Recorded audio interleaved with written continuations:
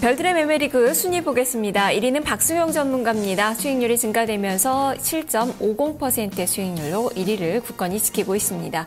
2위는 조용구 전문가로 지금 현재 수익률이 좀 더 증가가 됐네요. 5.55%의 수익률로 2위를 차지하고 있습니다. 3위는 김정수 전문가입니다. 역시 수익률이 소폭 증가가 됐습니다. 2.16%의 수익률이 기록이 되고 있습니다. 4위는 이원용 전문가로 0.87% 플러스 수익률입니다.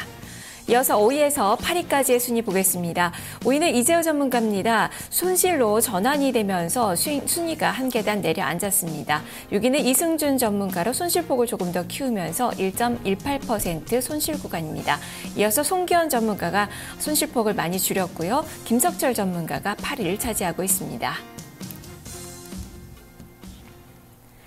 100일 동안 100% 수익률에 도전하는 프로젝트입니다. 별들의 매매리그, 이 매매를 미리 볼 수 있는 시간이기도 한데요. 자, 앞서서 순위 확인해 보셨습니다. 이 중에서 이재호 전문가 만나보겠습니다. 전문가님 안녕하세요. 네, 안녕하십니까, 이재호입니다. 그동안에 꾸준하게 플러스 수익률 유지가 되다가 어제 뭐 소폭이지만 마이너스로 전환이 됐어요. 네. 무슨 일이 있었는지 매매 어떠셨습니까? 아니, 뭐 특별한 일은 없었고요. 네. 종목들의 이제 변동이 뭐 크지를 않습니다. 최근에 제가 매매한 종목들도 뭐 올라가면은 뭐 강보합 뭐 2, 3% 정도고 뭐 밀려도 뭐 그 정도 뭐 수준이어가지고 약간만 답답한 감이 있어가지고 이제 매매를 좀 이제 몇 종목 하는 과정 속에서 약간 밀린 것 같습니다. 다시 복구시켜놔야죠. 네, 뭐 하루 매매가 지금 뭐 플러스에서 마이너스로 뭐 전환이 되긴 했지만 그 수익률이 폭이 뭐 크지가 않아서요. 또 전문가들 사이에서의 수익률도 편차가 크지가 않아서 기대가 좀 많이 되는데요. 보유 종목 보면서 이야기를 해보도록 하죠. 이재호 전문가의 보유 종목 보겠습니다. 네, 지금 현재 이재호 전문가는 4종목을 보유를 하고 5종목을 보유하고 있는데요. 한국콜마 지금 21% 비중을 싣고 있습니다. 미디어플렉스 18% 비중이 있고요. 그리고 네이블과 RF텍, LG전자 이렇게 5종목을 보유를 하고 있습니다. 이 종목을 보니까 어제 한국콜마 미디어플렉스를 매수를 하셨는데요. 이 종목은 어떤 관점으로 들어가신 건가요? 한국콜마하고 뭐 미디어플렉스는 이제 워낙 바닥권에 있고, 또 이제 뭐 내년도 초에 뭐 신작 영역에 대한 기대감을 가지고 있는 그런 종목이고요. 실제 이제 올해 3분기부터 그러니까 뭐 상반기 때 이제 도둑들의 1,000만 이상의 관객에 힘입어가지고 뭐 상당히 실적 호조가 지속되고 있기 때문에 주가도 이제 바닥권에 있고요. 한번 매수를 해봤고 한국콜마 같은 종목들 일단 대중국 관련돼서 이런 한국콜마 같은 종목들도 충분히 추가 상승이 가능하지 않겠나 싶어서 한번 약간의 변화를 좀 줘봤습니다. 네, 두 종목에서 큰 수익을 얻을 수 있도록 또 많이 기대를 또 해보도록 하겠습니다. 자, 오늘 장에 대한 이야기 해보도록 할까요? 네. 자, 오늘 장 체크해봐야 될 포인트들 정리를 해봤습니다. 3가지 화면을 통해서 공개해드립니다. 하나, 원화 강세 지속.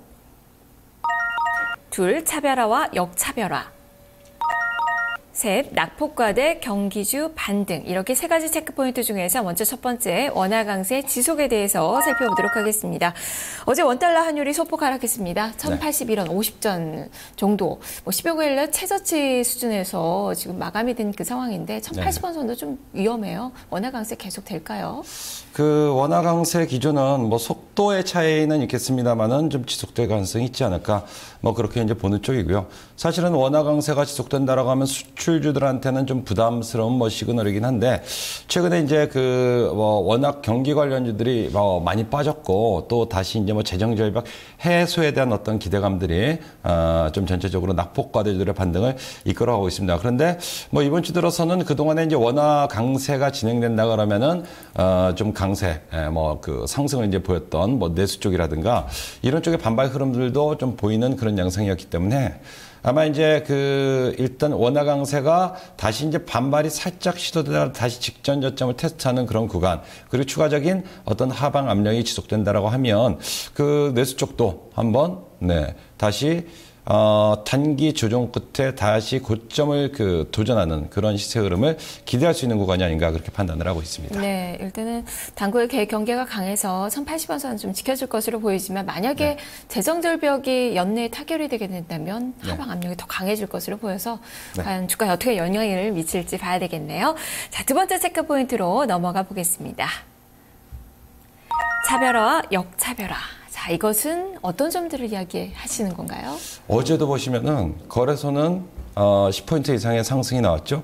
그러나 코스닥은 급락이 나와버렸습니다. 물론 급락한 주범들은 이제 뭐 게임이라든가 그 게임주가 이제 줄을 잃었고 뭐 테마주라든가 이런 쪽이 큰 폭으로 급락하는 그런 흐름들을 보여줬습니다만은 이것이 지금 시장의 그 특성인 것 같습니다. 그래서 굉장히 어렵습니다. 실제로 시장이 한쪽은 오르고 한쪽은 빼버리고, 그러니까 어제까지 올랐던 종목들이 오늘은 빼버린단 말이에요. 근데 오늘 빼면 또 내일은 올라가고, 그러니까 많은 사람들의 이제 습성이 올라가서 양봉 빨간불 보이면은 사고 싶고 파란불 보면 팔고 싶거든요. 근데 그것이 이제 역방향으로 계속 바뀌다 보니까 어려움이 있고요. 저도 실제로 뱀에서 수익이 잘 안 납니다. 예, 그래서 제 이재우의 명성에 좀 지금 상당히 지금 답답한데 과거와는 약간 다르게 이제 그 올라간 종목들의 시세 연속성이라든가 혹은 탄력도라든가 이런 부분들이 굉장히 둔하다. 물론 탄력적인 종목이 있습니다. 저도 보유하고 매수한 종목들이 있는데 한쪽에서 탄력적으로 올라가면 또 한쪽은 또 멸물적 부분을 빠져가지고 이제 수익률을 좀 감소시키고 뭐 이런 부분들이 있어가지고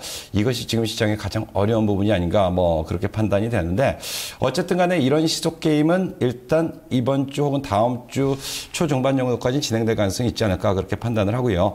거래소는 잘 올라가는데 코스닥은 빠진다. 그러나 코스닥도 그 과거와 같은 그런 투매 양상으로 번질 것으로 보이진 않기 때문에 빠졌을 때 한번 참아준다. 대신에 게임이라든가 뭐 그 바이오, 엔터 최근에 이제 뭐 급락 나오고 있는 또 추가 급락 나오는 이런 종목분들에 대해서 단순하게 많이 빠졌다고 해서 접근하는 쪽보다도 일단은 이들보다는 최근에 좀 강세를 보이고 있는 코스닥의 이제 IT라든가 부품이라든가 이런 쪽 접근이 지금은 조정 시대 더 유리한 그런 상황이 아닌가 그렇게 판단을 하고 있습니다. 길게 가져갈 수는 없는 그런 장세인데 전문가들도 지금 많이 좀 고민을 하고 계신 것 같네요. 자, 세 번째 체크 포인트로 넘어가 보겠습니다.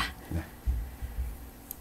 낙폭과대 경기주 반등. 최근에 낙폭과대 경기 민감주들의 움직임이 좋아요. 또 기관 쪽에서 이들 종목군들을 많이 매집하는 그 모습들이 나오고 있는데요. 움직임이 이 종목군들은 이어질까요?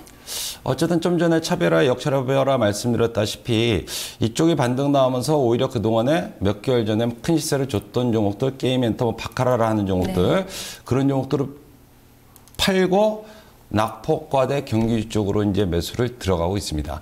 물론 낙폭과대주들의 지금의 반등은 추세 전환으로 볼 수는 없는 거고 반등으로 이제 보는 겁니다. 근데 그 반등이라는 것이 실제로 여러분들 반등 자체가 하루 이틀 그 주고 끝나는 경우도 있습니다만은 이게 전체적으로 큰 틀에서 본다면 뭐 한 달 이상 지속되는 경우도 이제 많이 있어요. 그것도 이제 반등 측면으로 보는 건데, 최근 들어서 이제 여러 가지 재정절벽 이슈라든가 얘기들이 나오고 경제 지표도 나오고 있는데 이거는 좀 더 이어질 것 같습니다. 낙폭과대 경기주들의 반등은 오히려 그 이번 주 초반인가요? ISM 제조업 지표는 좀 안 좋게 나왔습니다. 그렇기 때문에 이번 주 IT 대형주들도 좀 약한 그런 흐름들을 보여주고 있는 거고, 대신에 오히려 이제 허리케인 샌디로 인해서 뭐 여러 가지 뭐 피해가 많이 있었습니다만은 일단은 그 간단한 예로 자동차가 이제 뭐 물에 잠긴다거나 이런 피해를 본다 그러면 또 신규 수요가 늘어날 것이다. 이런 부분들이 자동차 쪽을 반등시켜 놓는 그런 흐름들을 가져가고 있는데, 그렇다면 이 흐름이 그냥 단기로 것이냐? 아마 이 수요는 내년 초까지 이어질, 내년 한번 1월, 2월 정도까지는 이어질 가능성이 있을 거라고 그렇게 판단을 합니다. 그런 맥락에서 본다 그러면은 낙폭과대주들의 경기주 반등은 조금 더 이어질 가능성이 있다라고 판단을 하고요. 여기에 낙폭과대 경기주와 더불어서 중국의 어떤 부양책에 대한 얘기들이 또 나오고 있죠. 이것은 소비 확대와 더불어서 뭐 투자 쪽과 같이 진행되고 있기 때문에 가격 메리트를 보유한 낙폭과대 경기주와 더불어서 내수 쪽도 같이 반발할 수 있는 그런 흐름이 되지 않을까 그렇게 판단을 하고 있고요. 이런 과정이 진행되고 있기 때문에 상대적으로 코스닥은 철저히 소외받거나 혹은 신용비율이 높은 종목들은 급락 나오는 그런 형태를 보이고 있습니다. 네, 그만큼 낙폭이 가득했기 때문에 밸류에이션 매력도 있고 여기다가 지금 경기가 조금씩 좋아지려는 신호들이 나오고 있어서 앞으로도 조금 더 연속성을 가지고 매매 전략도 이들 종목으로 좀 세워볼 수 있겠다라는 그런 말씀으로 매매 전략까지 좀 말씀을 해주셨는데요. 그렇다면 실질적으로 오늘 편입을 고민하고 계시는 그 종목군들은 어떤 종목인가요? 네, 일단은 낙폭과대 경기주도 좀 관심을 가지고 있고요. 그 다음에 역시 이제 반대급부로 내수 필수 소비자 쪽도 관심을 가지고 있습니다. 그러니까 지금은 낙폭과대 경기주가 반등 나온다 해서 내수를 빼버리고 급락시키는 것이 아니고 이들도 충분히 조정을 받았죠. 오히려 코스닥을 그동안에 바카라 관련주들을 그 매도를 하고 이 가격 메리트, 밸류에이션 매력도 있는 쪽으로 매수가 집행이 되는 쪽인데 네스필스 소비자 쪽도 같이 연동이 되면서 진행이 되는 것 같습니다. 그래서 이 두 섹터 모두 관심을 가지고 있고요. 그다음에 코스닥 IT 부품주 여전히 관심 가지고 있습니다. 네. 다만 IT 대형주 쪽에 대해서는 삼성전자만 올라가고 나머지 것들은 뭐 제자리 머물러 있거나 빠지는 그런 흐름들을 보여주고 있죠. 제조업 지수가 이번 주 좋지 않았다라고 하면은 이번 주 정도까지는 조금 이제 뭐 등락 거듭하는 과정이 진행되지 않을까 그렇게 보고 있고 애플이 급락이 나왔습니다. 그렇다면 오히려 삼성전자 쪽으로 반대급부가 들어올 수가 있는 쪽이고 그러면 관련된 삼성 관련 IT 부품 쪽도 역시 같이 모멘텀을 받을 수 있을 거라고 보겠습니다. 그래서 종목으로 본다고 하면 낙폭과대 경기주 일단 타이어 쪽 움직임도 괜찮게 진행되고 있는데 한국 타이어가 좀 많이 올랐어요. 그래서 뭐 넥센 타이어 정도 관심 가지고 있고요. 그다음에 대우조선, 그다음에 IT 쪽에서는 LG 이노텍 정도를 그 대형주 중에서는 중대형주 중에서는 보고 있고요. 내수 쪽에서는 CJ 제일제당, 그다음에 현대 홈쇼핑, CJ CGV 정도로 관심 있게 보고 있습니다. 가장 관심이 많으실 것 같은데 코스닥의 IT 부품 쪽에서 이제 파트론이라든가 그 다음에 카메라 쪽에 디지털 옵틱 그리고 디지텍 시스템 이 정도를 관심 있게 보고 있습니다. 네, 풍성하게 종목을 주셨네요. 말씀 잘 들었습니다. 네, 감사합니다. 네, 이재우 전문가의 매매 전략을 확인을 해봤습니다. 오늘 장 수요 일정도 체크를 해보겠습니다.